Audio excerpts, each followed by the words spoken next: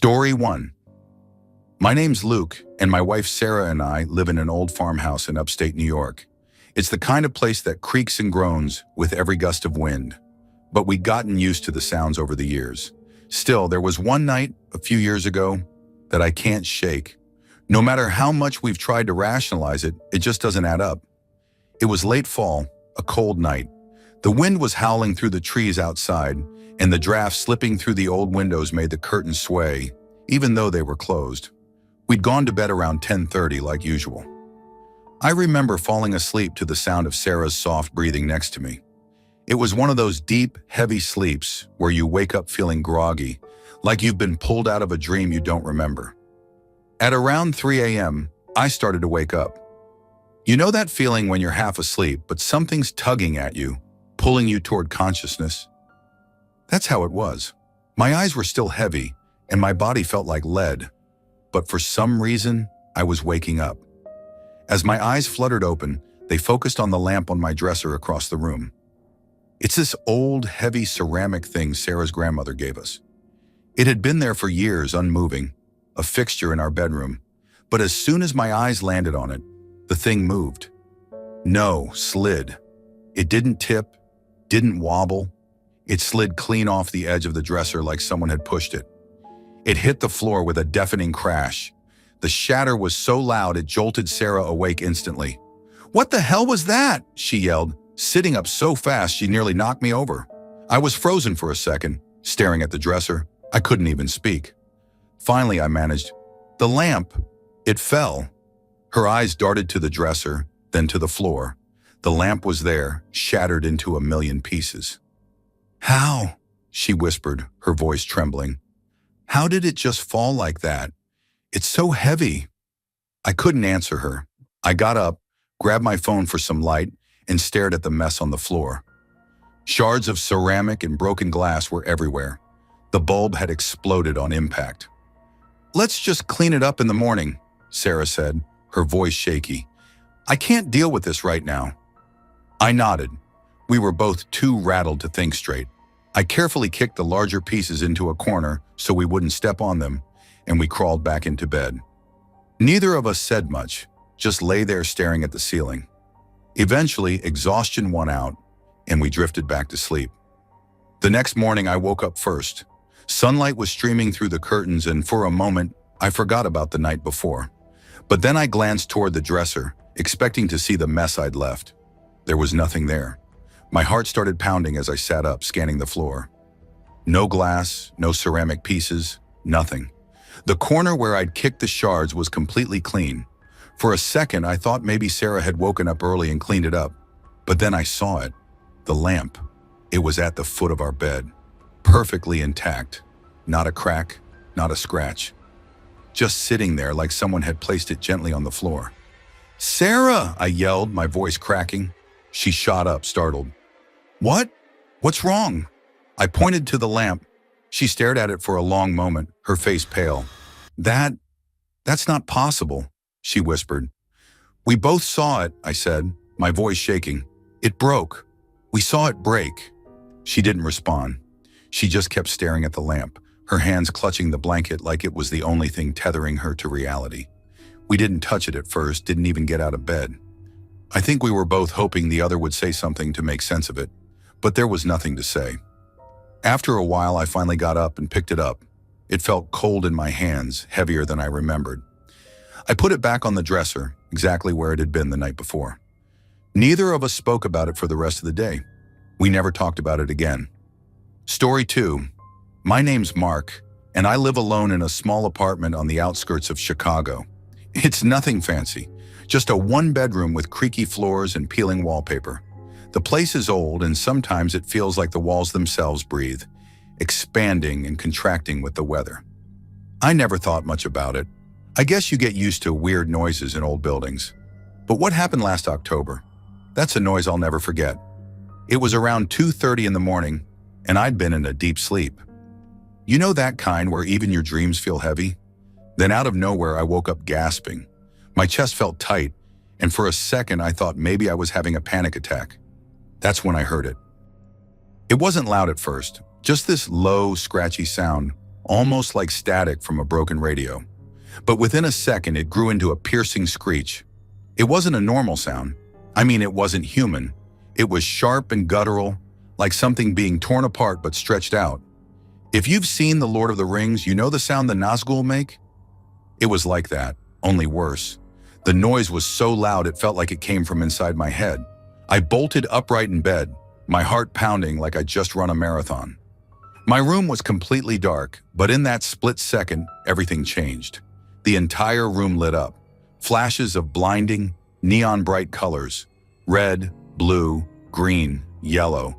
Faster than I could blink. It was like being inside a strobe light on steroids. My eyes burned, but I couldn't look away. Then came the computer. My desktop, which had been off and unplugged, mind you, suddenly powered on. The fans roared to life, rattling like they were spinning at full speed. For just a second, the screen flickered on, but it wasn't normal. It wasn't a boot screen or the desktop. It was pure static, like an old TV that couldn't find a signal. I swear to you, I saw something in that static. A shape. It was just a flash, but it looked like a face, twisted and jagged, almost like it was screaming. My heart was hammering so hard I thought I might pass out. Then as suddenly as it started, it was over. The noise stopped. The lights disappeared. The computer went dead silent. My room was pitch black again, except for the faint orange glow from the streetlight outside. I sat there, frozen, trying to make sense of what just happened. My brain was racing. Was it a seizure? A nightmare? Some kind of electrical surge? I reached for my phone, which was on the nightstand next to me. It was dead, completely drained, even though it had been fully charged before I went to bed. I didn't sleep the rest of the night. I couldn't. I just sat there in the dark, staring at the computer, half expecting it to turn on again. But it didn't. Nothing else happened. I still don't know how to explain it. All I know is that I've never felt more terrified in my life. I've tried to tell myself it was some kind of freak electrical event or a dream, but it doesn't feel right. It felt real. Too real. Story 3. I'm not one to believe in the supernatural, but this night made me question everything. My name's Leah. I live in a small apartment in the city with 2 roommates. One's deployed in the Navy, and the other practically lives at his girlfriend's place. So most of the time, it's just me and my rescue dog, Daisy. I work late shifts as a server, so I usually get home around midnight, exhausted but starving. That night was no different. I came in, locked the door behind me, and tossed my bag onto the couch. The apartment was quiet, too quiet. Daisy greeted me at the door, wagging her tail like always. She's not much of a guard dog, never barks, rarely growls, but she's my little shadow, always following me around. I headed to the kitchen to make something quick to eat. As I stood there chopping veggies, Daisy started acting off. She stood in the middle of the living room, staring at nothing. Her ears were pinned back, her body tense. Then she let out this low growl, almost like a warning. I froze. "Daisy," I called softly, trying to keep my voice steady. She didn't even look at me, just kept staring at this empty spot in the room. The hair on her back stood straight up. My heart started pounding. I walked over and knelt beside her, petting her to calm her down. "It's okay, girl. There's nothing there." But I swear in that moment, the air felt heavy, like the room wasn't empty at all. I shook it off, told myself I was being paranoid. Daisy eventually stopped growling, but stayed close to me while I ate. After dinner, I started cleaning up. The sink in our apartment takes forever to get hot, so I turned it on and left it running while I wiped the counters. As I turned back to the sink to check the water, the faucet just shut off. I stared at it for a second, waiting for it to trickle back on, but nothing. My chest tightened. I reached out and turned the handle. It was stiff, like someone had deliberately turned it off. My stomach dropped, but I forced a laugh. "Great, now the sink's busted too," I muttered, trying to convince myself it was just some plumbing issue. But Daisy was back at it, growling low, her eyes locked on the kitchen doorway. I grabbed my phone and checked the time. 1:30 a.m. I needed to get to bed. The bathroom is my little routine spot. I sit on the edge of the sink to pluck my eyebrows, scroll through my phone, whatever. The bathroom was small, barely enough space to turn around, with no windows. I locked the door behind me, not even thinking about what had just happened in the kitchen. I was midway through plucking my brows when I heard it, a faint rustling sound behind me. It was so quiet I thought I imagined it, but then it happened again, louder this time. "Hello?" I said, my voice shaky, even though I knew how ridiculous it was to talk to an empty bathroom. I turned slowly, and that's when I saw it. The toilet paper roll, just unspooling, fast, like someone had grabbed the edge and yanked it hard. My heart leapt into my throat as I watched it unravel, spiraling to the floor in seconds. There was no breeze, no open window, nothing. It shouldn't have been possible. I bolted out of there, slamming the door behind me. Daisy was right at my heels, barking for the first time ever, her tail tucked between her legs. My hands were shaking so bad I could barely get her leash on. I didn't care if it was freezing outside. I wasn't staying in that apartment. By 2 a.m., I was sitting outside in the hallway, Daisy pressed against my side. I kept staring at the door, half expecting it to open on its own. I didn't sleep. I didn't even go back inside until the sun came up. And honestly, I haven't spent a night alone in that apartment since. Story 4. I don't even know how to explain what happened that night, but I'll give it a shot. My name's Chris, and I live alone in a small house on the edge of town, right next to an overgrown lot that's been abandoned for decades. Most days I'm fine with the isolation. It's peaceful, and I like my privacy. But after what happened last month, I don't think I'll ever feel safe here again. It was a Wednesday night, or more accurately, early Thursday morning. I'd fallen asleep on the couch after binging some random show, but I woke up around 2:30 a.m. with that feeling, like something wasn't quite right. At first, I thought it was the usual stuff. Maybe the heater kicked on, or the fridge made a noise. This house isn't new, and it's got its quirks. But as I sat there groggy and trying to shake it off, I realized it wasn't just a feeling. There was an actual sound coming from my bedroom.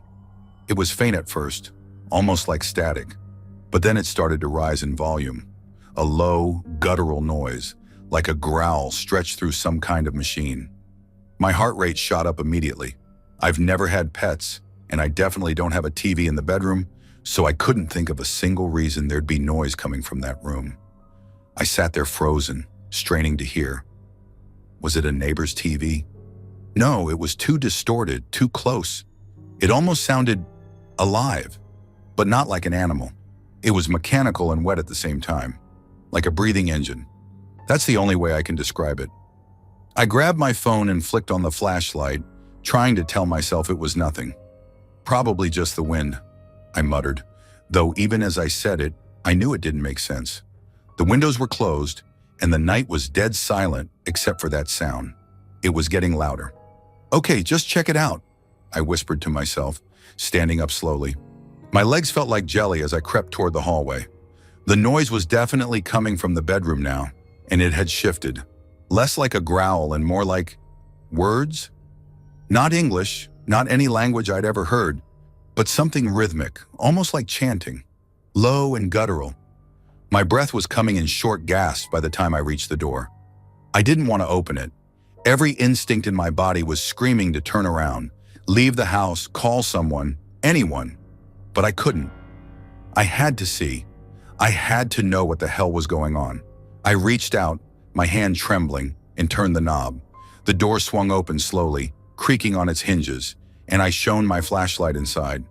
The room was pitch black. My laptop was on the desk in the corner, the screen dark, but I could hear the sound coming from it, deep and guttural, looping over itself like a broken record. I let out a shaky laugh, more out of relief than anything. "It's just the computer," I said to myself, feeling stupid for getting so worked up. I crossed the room and reached for the laptop. The second my fingers touched the keyboard, the noise cut off abruptly, leaving the room in complete silence. I stared at the screen, waiting for it to light up, but it stayed dead. No power light, no fan, nothing. That's when the smell hit me. A thick, acrid stench, like burning hair mixed with something metallic. It was so strong it made my eyes water, and I gagged, stumbling back. I turned around to leave the room, but the door wasn't there. I froze, my flashlight darting over the walls. It didn't make sense. The door was gone, replaced by smooth, unbroken drywall. My heart felt like it was going to explode out of my chest. I banged on the wall, screaming, "This isn't funny! What the hell is going on?" Then I heard it, the same guttural voice. But this time, it wasn't coming from the laptop. It was behind me. I spun around, the flashlight shaking in my hand. There was something in the corner, crouched where my desk had been. I could only see the outline at first, a shape darker than the rest of the room. It was tall, impossibly tall, its head brushing the ceiling even though it was hunched over. Its limbs were all wrong, too long, too thin, bending at angles that made my stomach churn. I couldn't see its face. I didn't want to, but I could feel it looking at me, and the air grew heavier with each passing second. The smell was suffocating now, and the sound, the chanting, was louder than ever, filling the room, filling my head. I dropped the flashlight and covered my ears, screaming, but it didn't help. It was inside me, tearing through my skull, and then just as suddenly as it started, it stopped. I opened my eyes, gasping for air. The room was normal again. The desk was back, the laptop was off, and the door was where it should have been. But the smell lingered, faint but unmistakable. I didn't sleep that night. Hell, I barely slept for weeks after. I tried to convince myself it was just a nightmare, a hallucination brought on by stress or lack of sleep. But deep down, I know it wasn't. Something happened in that room, something I can't explain. I moved out a week later. Story 5. I was 13, living with my family in Soest, West Germany. It was an army base back then, the kind of place where everything was too orderly, too still. My dad was stationed there, and we lived in a block of flats like most of the families. Behind the flats, there was this little park, mostly grass and a play area, bordered by one of the main roads through the camp. That night, a Saturday, I was out with my mate, Rick. He was a couple of years older, 15, and the kind of kid who always seemed like he knew what was going on. It was one of those warm autumn evenings where the air was so still you didn't even notice the temperature. No wind, no sounds except the occasional rustle of leaves underfoot. We'd been dossing about like we always did, killing time before I had to go in. The place was dead quiet, which wasn't unusual. The base was never exactly bustling, especially on weekends. No traffic, no people out and about, just us. I liked it that way. The quiet felt safe, like nothing could go wrong in such a controlled, ordinary place. The park behind the flats was dark. Only one streetlight stood at the edge, casting a sickly orange glow that barely reached the middle. Most of the light came from the main road, about 80 meters away, lit up with tall white lamps. That road was our boundary, the edge of where we felt safe, even if we didn't talk about it. We were heading back to our flats, crossing the dark patch of grass, when we both stopped dead. At first, I thought my eyes were playing tricks on me. On the main road, something was moving. It wasn't a car, and it wasn't a person. It was tall, bigger than a man, and the way it moved, I'll never forget it. It didn't walk. It glided, smooth, fast, like it was being pulled along by some invisible force. "What the hell is that?" Rick whispered, his voice low and tight. I didn't answer. I couldn't. I just stared. The thing was black like nothing I'd ever seen. Not clothes or shadows. It was like a hole, a patch of nothingness cutting through the world. Even under the bright streetlights, it didn't reflect anything. It just absorbed the light, like it shouldn't exist. It had this strange undulating motion, like cloth underwater, shifting and rippling as it glided down the middle of the road. I couldn't take my eyes off it. I tried to figure out what it was, telling myself it had to be some trick of the light, some stupid prank. But deep down, I knew this wasn't normal. "Do you see that?" I whispered, barely audible. My mouth felt dry, like I'd swallowed sand. Rick didn't hesitate. "Yeah," he whispered back. His voice was tight, clipped. He was scared too. The thing stopped, just stopped, dead in its path. It hung there, hovering in the middle of the road, as if it had heard us. And then, God, I'll never forget this, it turned. It came towards us. I felt my stomach drop like I was on a roller coaster. The thing didn't just move, it rose, gliding up over the curb with this eerie, fluid motion that made my skin crawl. It was like it wasn't even touching the ground, but it had mass, weight. It blocked out everything behind it as it moved, like it was physically there. I wanted to scream, but nothing came out. My legs felt like jelly, but Rick grabbed my arm, yanking me out of my trance. "Run!" he hissed, his voice shaking, and we ran. God, did we run. We tore across the park, our footsteps pounding against the damp grass. I didn't dare look back. I couldn't. The thought of seeing it following us, closer, faster, was too much. My heart was hammering so hard it felt like it would burst out of my chest. When we finally reached the flats, we didn't stop. We bolted up the stairs, not saying a word until we were inside. I slammed the door shut behind us, leaning against it, trying to catch my breath. Rick was pale, his chest heaving, eyes wide and staring at nothing. For a long time, neither of us spoke. What could we say? What the hell was that thing? Rick broke the silence first. "You saw it, didn't you?" he said, his voice low and uneven. I nodded, still trying to process it. "Yeah," I whispered. "I saw it." We didn't talk about it again. Not really. What could we say? It wasn't something you could explain, not to yourself and definitely not to anyone else. Who'd believe us? Just two kids out messing around in the dark. But I know what I saw, and so does Rick. To this day, I can still picture it. That gliding motion, that impossibly black shape, and the way it rose up over the curb like it was something real, something physical, but not of this world. I never went back to that park at night again. Story 6, I've had insomnia for as long as I can remember. It was something I never talked about much growing up. It just felt normal to me. Nights would stretch on forever, and I'd find myself doing anything to pass the time. That night I was in second grade, lying in my bed in our massive house in upstate New York. My parents had built it a few years earlier, a sprawling, cold place with long hallways and echoing rooms. It always felt a little too big, a little too empty, but I never thought much of it back then. It must have been around 5 a.m. because I remember the sky outside was still dark, but there was that faint hint of blue like the sun was thinking about waking up. I had my little TV on the nightstand, one of those boxy ones with a built-in VHS player, and I was watching The Lord of the Rings. The volume was cranked up, probably louder than it should have been, but my ceiling fan made this awful rattling noise all night, and I needed to drown it out. I was so into the movie that I didn't notice at first when the sound started fading. It wasn't like someone turned it off all at once. It just got quieter, slowly, like someone was turning the volume knob down. I thought my TV was broken, so I reached out to crank it up. That's when I realized it wasn't just the TV. The rattling of the fan was gone too. Everything was gone. No noise, no hum, nothing. It was so quiet it felt suffocating, like the silence was pushing down on me. And then, out of nowhere, this feeling hit me. It's hard to explain, but it was this overwhelming sense of peace, like every worry or fear I'd ever had just disappeared. I wasn't scared, I wasn't confused, I just felt right. I'd never felt anything like it before, and I haven't since. Then it hit me. I was dying.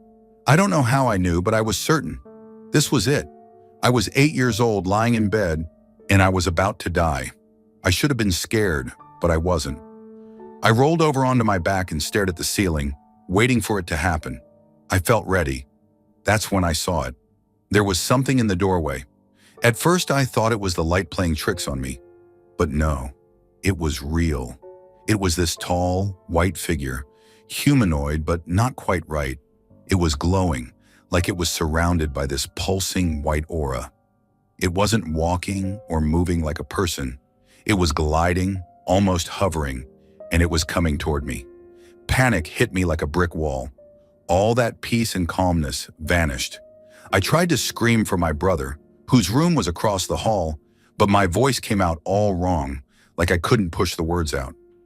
The figure didn't stop. It moved closer, floating until it was right at the foot of my bed. It didn't say anything. It didn't make a sound. It just watched me. I could feel it staring, even though it didn't have eyes. I couldn't move. couldn't breathe, couldn't do anything except stare back. I don't know how long it stayed there. Seconds, minutes, hours. Time didn't feel real anymore. Then just like that, it was gone. No fading, no retreating. It vanished like it was never there. And as soon as it disappeared, everything snapped back into place. The sound of the fan returned. The movie was blasting from the TV, and the world felt normal again. Except it wasn't. I wasn't. I didn't stay in that bed for another second. I bolted out of my room and into my brother's, slamming the door behind me. He was groggy and confused, asking me what was wrong, but all I could get out was, it was a ghost. I was shaking so hard I could barely stand. So I climbed into his bed and buried myself under the covers. He started freaking out too, more because of how I was acting than anything else. We both sat there, whispering and trying to convince ourselves it was just a nightmare, just my imagination, just anything normal. But then the phone rang. It was one of those old house phones, the kind with the obnoxiously loud ring that echoed through the house. It rang and rang, but no one picked up. Then it stopped. A few seconds later, it started again. Ring after ring, louder and louder. Neither of us could bring ourselves to move, let alone go answer it. It felt like the sound was coming from everywhere. Like it wasn't just a phone, but something bigger. Something wrong. Eventually, the ringing stopped for good. The house went silent, but the air felt heavy, like something was still there, watching us. We didn't dare leave his room until the sun came up. Even then, I didn't go back to my bed. I never told my parents. I never told anyone, really, except for my brother. And even then, we stopped talking about it after a while. Story 7. I'm Ryan. I lived in a small town in Oregon where nothing ever happened. My girlfriend Sarah and I shared a modest little 2-bedroom house tucked away in the kind of neighborhood that gets eerily quiet after sundown. It was late one night, just a typical evening of us lounging downstairs, the TV on but barely registering, and both of us aimlessly scrolling on our phones. Nothing out of the ordinary, until it wasn't. Around midnight, we decided to call it a night. We turned off the TV, gave each other a look, the kind that says, "I'm too tired to climb these stairs," and headed to bed. She flopped onto her side, face lit by Twitter, while I did the same with Reddit. The usual. A few minutes later, we put our phones down and settled into sleep. That's when we both heard it. "Good night," said a child's voice.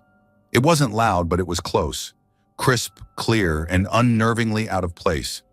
We both froze. I turned to Sarah. Her eyes were already wide, staring at me in confusion. "Did you just say?" "No," I cut her off. My heart was pounding. "Me neither," she whispered. We stared at each other for what felt like hours, but it couldn't have been more than a few seconds. Something didn't feel right. There were no kids in the house, no toys, no neighbors close enough for us to hear through the walls. Sarah grabbed my arm. "Let's go downstairs now." We crept back down like we were avoiding some unseen predator. The second we got to the living room, I flipped on the TV for background noise. Anything to drown out the silence. But the uneasiness didn't leave. It only grew worse. I couldn't shake the feeling that we weren't alone. "You feel that?" she asked, voice trembling. I nodded. "Like we're being watched." She didn't answer, but the way she clenched my arm said enough. I glanced toward the entryway. The front door was just a few feet away. "Let's leave," I said. Sarah didn't argue. We grabbed our shoes, and as I reached for the doorknob, it happened again. "Mommy, Daddy." It was the same child's voice, but this time it came from above us, right from the upstairs balcony overlooking the front door. I snapped my head up, but there was nothing there. Sarah gasped, and I swear my blood turned to ice. "What the hell?" I didn't even finish. I grabbed her hand, and we bolted out the door like our lives depended on it. We didn't stop running until we got to my car parked at the curb. I fumbled with the keys, yanked the door open, and we both jumped in, locking it behind us. For a moment, there was silence, save for our ragged breathing. Then the feeling hit. It was like a wave of pure hatred had seeped into the car. It wasn't just discomfort, it was suffocating, oppressive, and directed straight at us. I gripped the steering wheel, knuckles white. "Do you feel that?" Sarah whispered, her voice shaking. "Yeah," I croaked. Something was with us. I couldn't see it, but I felt it, and it hated us for leaving. I started the car and we sped off, driving aimlessly until we ended up in the Walmart parking lot, the only place open at that hour. We sat there not talking, just trying to process what had just happened. "It followed us," Sarah finally said. I didn't want to believe her, but deep down, I knew she was right. Whatever it wasn't confined to the house. We stayed at Walmart until the early hours of the morning, too scared to go back. By 4 a.m., I had no choice but to face reality. I had work in a few hours, and we needed sleep. "Let's just check the house," I told her. She didn't argue, but the drive back was tense. When we got home, everything seemed normal. Too normal. We went upstairs cautiously, one step at a time. The house was silent, but I couldn't shake the feeling that we weren't alone. I turned toward the bathroom at the end of the hall, and that's when I heard it. A low, guttural growl. It was coming from inside the bathroom. My stomach dropped. I froze, staring at the door. Sarah whispered behind me, "Did you hear that?" I nodded, unable to speak. My mind raced. It couldn't be an animal. There'd never been pets in this house, and it wasn't human. Whatever was in there, I didn't want to see it. I did the only thing I could think of. I yelled at it. "If you're so pissed, do something about it." The moment the words left my mouth, I felt it. Something yanked my shirt from behind. Hard. I spun around, expecting to see Sarah messing with me, but she wasn't there. She was still at the top of the stairs, staring at me in horror. "Ryan!" she whispered. I didn't wait. I grabbed her hand and we ran. Out the front door, into my car, and straight to my mom's house. We didn't sleep. I went to work the next morning running on fumes, and when I got back, we decided to check the house one last time. Everything seemed normal until we went upstairs. The only picture Sarah had of the two of us was lying on the floor, face down. The nail it had hung on was bent, as if someone had ripped it off the wall. Neither of us said anything. We packed our things that night and stayed at my mom's until we found a new place. Story 8. When I moved into my old one-bedroom apartment in Melbourne, it felt like a fresh start. It was my first time living alone, and after years of dealing with terrible roommates, I was ready for some peace. The apartment block was built in the 1930s and only had 8 units. It was the kind of place that felt like it had history, you know? The rent was weirdly cheap, almost suspiciously cheap, but I figured it was because the building was pretty run down. Mold on the walls, creaky floors, the works. Still, it was mine, and I loved it. The first few months were uneventful. Work, home, sleep, repeat. I kept mostly to myself, except for nodding at a few of the neighbors in passing. It was quiet, which was exactly what I needed. One evening after work, I walked into my apartment, tossed my bag on the couch, and headed straight for the bathroom to wash my face. That's when I saw it. At first, I thought I was imagining things because it was so random, but there it was, clear as day. The manhole cover in the bathroom ceiling, the one that led to the tiny attic space above the units, was lying in 2 pieces on the bathroom floor. Broken. I just stood there. It was one of those moments where your brain takes a second to catch up with what your eyes are seeing. The board wasn't some flimsy piece of plywood either. It was solid wood, about 1 inch thick. You'd need to really put your back into breaking something like that. My first thought? Someone had broken in. I mean, what else could it be? I checked the door, locked, windows, locked. No sign of forced entry anywhere. My apartment was small, so it didn't take long to sweep through every room. Nothing. No one. I went back to the bathroom and picked up the pieces of wood. They weren't just snapped. They were almost splintered, like they'd been torn apart with brute force. I looked up at the manhole. The opening gaped back at me, pitch black inside. "Hello," I called out, feeling ridiculous. My voice echoed back, flat and hollow. I dragged a chair into the bathroom and stood on it to get a better look. I wasn't sure what I expected to see. Maybe a possum or some other animal that could have fallen through. But when I poked my head up into the attic, it was empty. just dark, dusty beams and cobwebs. That's when I noticed the smell. It wasn't strong, but it was there. A faint, metallic tang, like rusted metal mixed with something sour. I stayed up there for a second longer, trying to figure out where it was coming from. But the longer I stood there, the more uneasy I felt. It was the kind of feeling you get when you know you're being watched. I climbed down and put the chair back. The whole time I was telling myself there had to be a logical explanation. Maybe the wood was old and brittle, and it just gave way. Maybe something shifted in the building. I didn't buy it, but I needed to tell myself something. That night I couldn't sleep. I kept staring at the ceiling, half expecting to hear creaks or thuds coming from above, but the apartment stayed silent, too silent. The next day I told my landlord about the broken manhole cover. He didn't seem surprised. "Yeah, that thing's old," he said over the phone. "It's probably just the wood giving out. I'll send someone over to fix it." I wanted to ask if anyone else in the building had ever complained about it, but I didn't. Something about the way he brushed it off made me think he wouldn't tell me even if they had.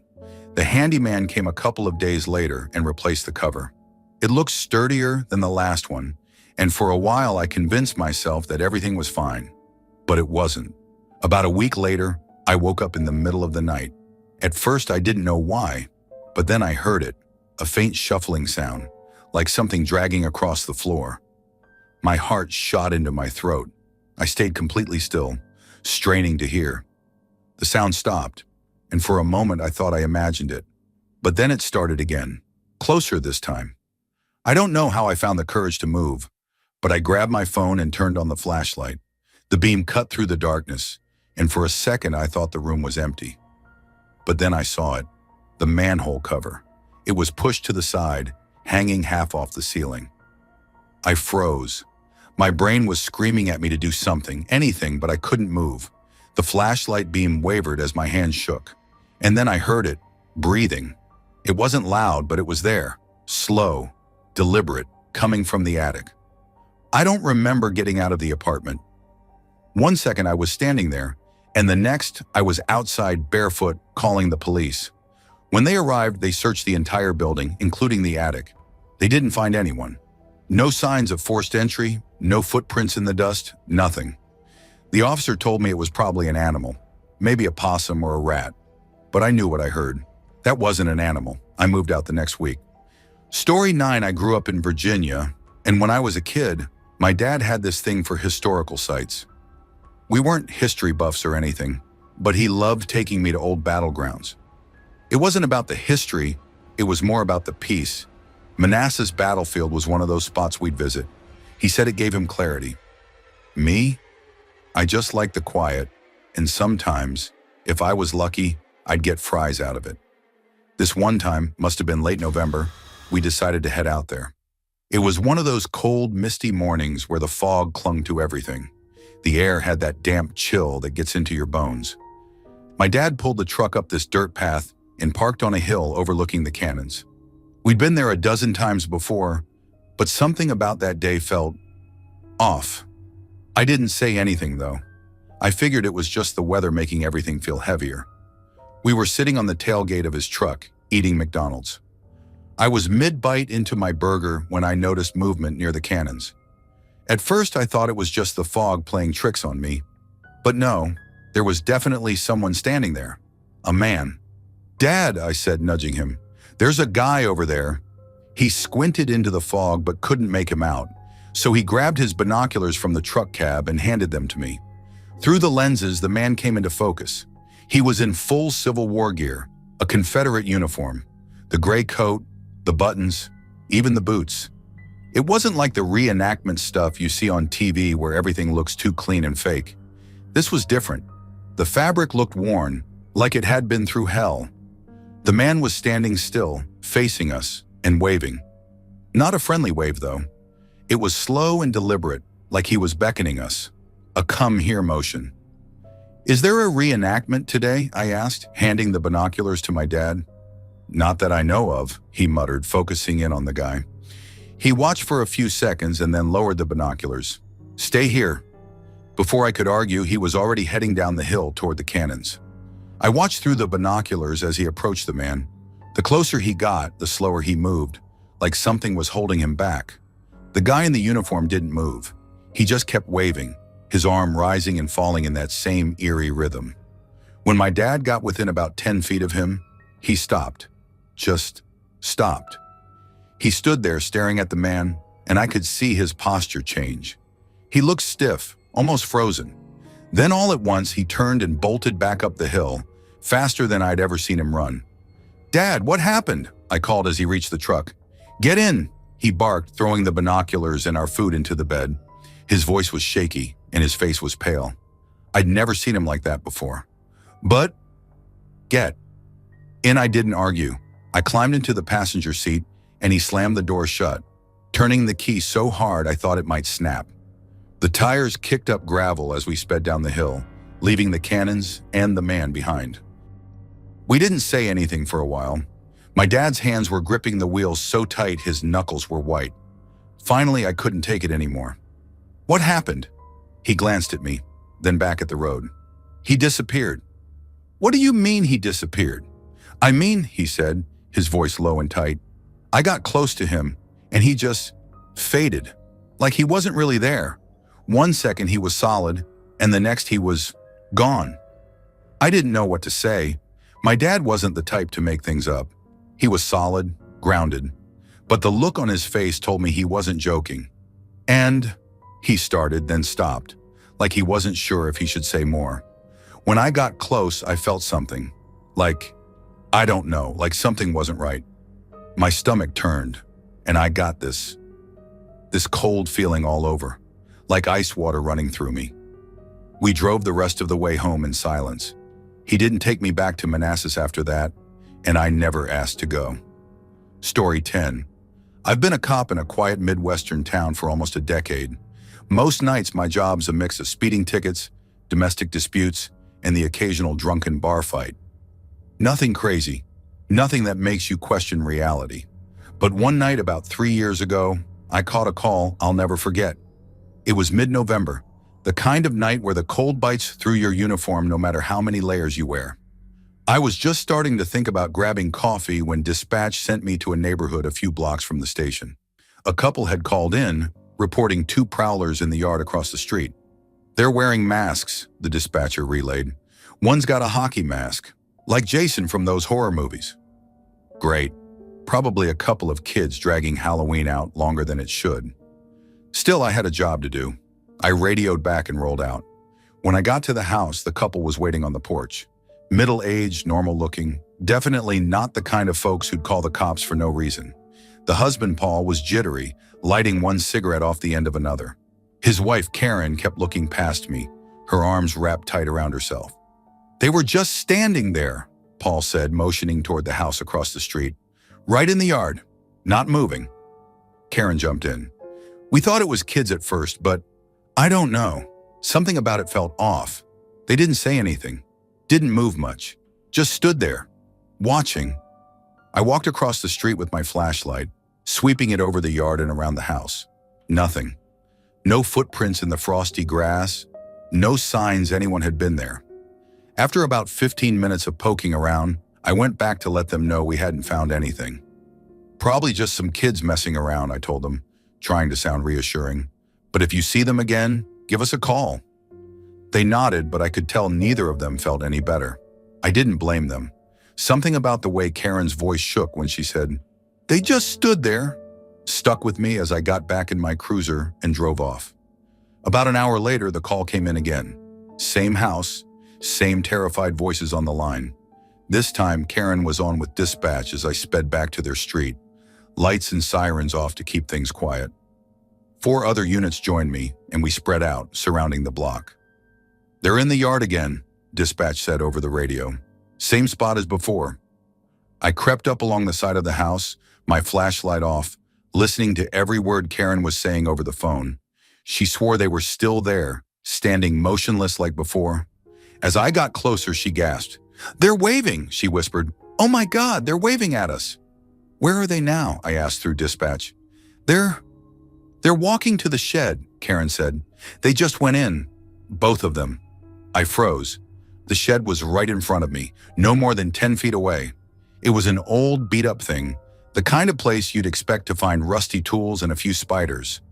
I couldn't see any light coming from inside, no movement. "I'm right by it," I said into my radio. "Moving in now." I drew my weapon and stepped up to the door, my heart pounding so hard it felt like it might crack my ribs. "Police!" I shouted. "Come out with your hands up!" Nothing, not a sound. I reached for the latch, my fingers trembling despite the freezing air. The door creaked open, revealing nothing. The shed was empty. No people, no footprints, just a few old cans of paint and a rake leaning against the wall. I checked every inch of the shed, even got down on my hands and knees to look for some kind of trap door or hidden exit. There was nothing. The floor was solid wood, raised a few inches off the ground. The walls were thin. No way anyone could have slipped through without me seeing or hearing it. "Clear," I radioed, though my voice didn't sound convincing, even to me. I stepped outside, looking around the yard and back toward the house. Paul and Karen were standing on the porch, pale as ghosts. I walked over, trying to piece together what the hell had just happened. "They went in the shed," Karen said, her voice trembling. "We saw them. They waved at us right before they went in, like they knew you were coming." Paul nodded. "They looked right at us. Then they put their fingers to their lips, like this." He mimicked the universal shh gesture, his hands shaking as he did.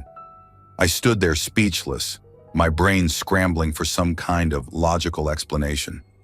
Maybe they were imagining it. Maybe it was a prank, and the prowlers had somehow slipped away before I got there. But none of it made sense. The timing, the gestures, the way the shed was completely sealed. We stayed for another hour, combing the area and talking things over. In the end, there was nothing else to do but file the report and leave. Paul and Karen didn't seem comforted, and I didn't blame them. As I drove back to the station, I couldn't shake the image of those two masked figures standing silently in the dark, waving as if they knew something the rest of us didn't. To this day, I can't explain what happened that night. It wasn't my first creepy call, and it wasn't my last, but it's the one that still keeps me up sometimes, because no matter how many times I go over it in my head, the facts don't add up. And the worst part, as I was walking away from the shed, I could have sworn I felt eyes on me. Thanks for watching. Don't leave before leaving a like to this video. Also hit the subscribe button to support my work. And as always, have a horrific nightmare, my dear.